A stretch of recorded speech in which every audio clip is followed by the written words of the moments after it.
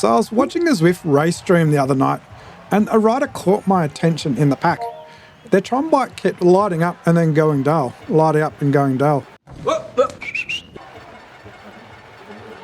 So after the race, I used one of the new tools created by the Zwift community, and this is what I found. Severe sticky watts. The analyzer estimated that approximately 29% of the rider's total output may have come from them, and there was no visible warning or flag from Zwift. But with this new tool, there's no hiding from the community anymore. Now, sticky watts aren't new. Zwift racers have known about this problem for years. What is new is that a community-based tool now makes the pattern much easier to identify inside a public fit file. That could help organisers and other racers identify people who are deliberately doing sticky watts. But it also gives honest riders a chance to check their own files and make sure they're not receiving an unfair advantage without realising it. Now, for anyone unfamiliar with sticky watts, it occurs because Zwift uses the last power value it received if a rider stops pedalling.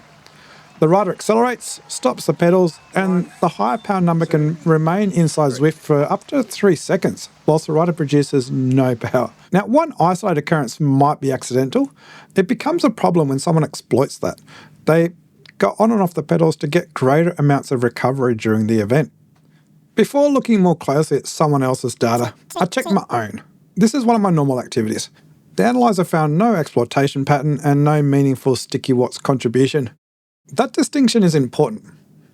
A device potentially susceptible to sticky watts does not actually mean the rider's exploiting them. Now compare that with the rider I noticed during the race. I've hidden it down a bit because this video is not an invitation to attack one person online. You can attack me, but not other people. The analyzer found a severe and repeated sticky watts pattern. It estimated that approximately 28.5% of the rider's total output may have come from sticky watts. And when we zoom into the power data, the pattern appears repeatedly. Acceleration, a fixed block of power, another acceleration, and again and again and again throughout the activity.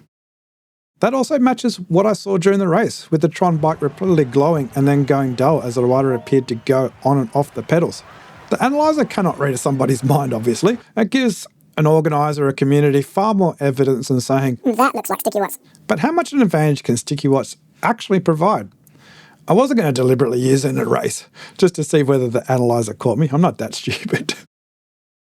Instead, I rode with a pacer bot and recorded the same effort from 2 different power sources. Zwift received the power from my Favaria Asioma Duos, which are very susceptible to sticky watts, and then my head unit received the power from the Elite Dorito version 2, which is less susceptible to sticky watts. First I rode normally, and then I deliberately used the accelerate and stop pattern that is sticky watts. 1, 2, 3.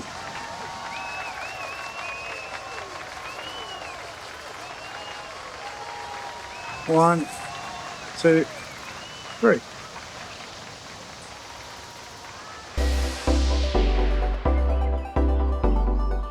They don't need to match perfectly. Different power sources rarely do, but they're within 0.05% of each other during this duration, which is actually pretty good. But once I started deliberately creating the sticky watts, the recordings separate massively. Zwift recorded 203 watts from the pedals, and the trainer recorded 137.5 watts. That's a massive difference. And a rider does not need to exploit sticky watts for the entire event. They could ride normally most of the time, then use them only when they begin struggling or they want to attack, or bring back an attack. This is where Zwift has a problem. As I said at the beginning, sticky watts have been known about for years, but Zwift does not give riders a clear and visible warning that their pedaling style has created these stuck watts. This is the first tool that's available easily to the community in ZwiftPower. I don't want people bullying on the internet. It can result in some pretty bad outcomes. And the correct response is to submit this information to an event organiser if someone does this in your race. And if someone's doing this in your team, this is a great chance to have an inter-team chat about what sticky watts are. Try to educate riders. And the first rider you should check with this tool is yourself, because some people don't know that they're doing sticky watts. They just learn a pedaling pattern that just makes it easier to survive in races. They accelerate, stop pedaling, and notice that it's just easier. Zwift doesn't tell you. This analyzer gives you a way to check that for yourself now. And if it does show that you're doing sticky watts, then the easiest thing to do is just get down 20 or 30 watts for a few more pedal strokes and then you can stop. So in summary, sticky watt riders are not new. We've known about it for a long time. But what is new is how easy it is you can use this tool to inspect their fit files.